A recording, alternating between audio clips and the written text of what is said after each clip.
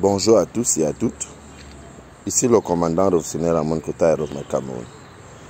J'aurais appris que certains cerveaux mangés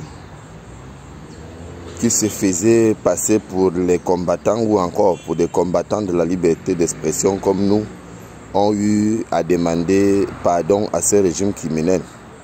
Donc moi je reviens à vous rappeler que moi, le commandant Ramon Kota, je ne pourrai jamais demander pardon à un tueur ou encore à un régime criminel parce qu'il s'agit de vies humaines qui sont arrachées jour pour jour.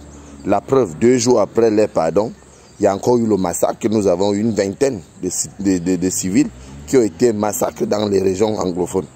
Ce qui revient à dire que ceux qui demandent pardon là n'ont jamais été avec nous. Ça là, c'est simple et c'est clair. Donc moi, je ne vais jamais demander pardon à ce régime d'étudiants. Et on ne peut pas demander pardon à ceux qui massacrent les innocents.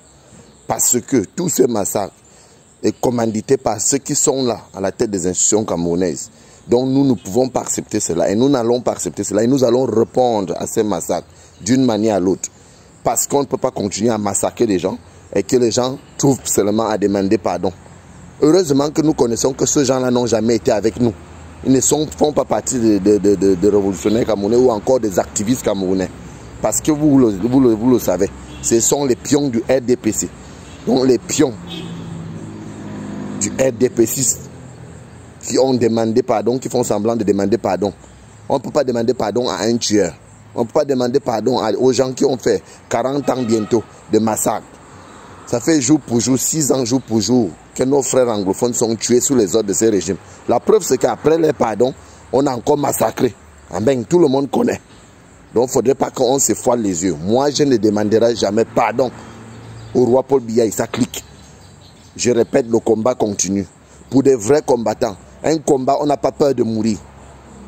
On fait le choix lorsqu'on se met debout pour défendre ses intérêts ou encore pour défendre ses frères. C'est qu'on est prêt à tout. Moi, mourir pour moi, c'est un jeu.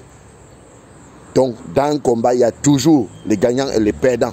Et nous allons sortir du côté des gagnants parce que nous menons un combat juste et équitable.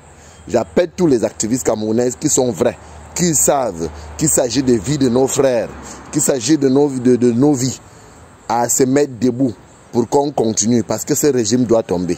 Je vous remercie.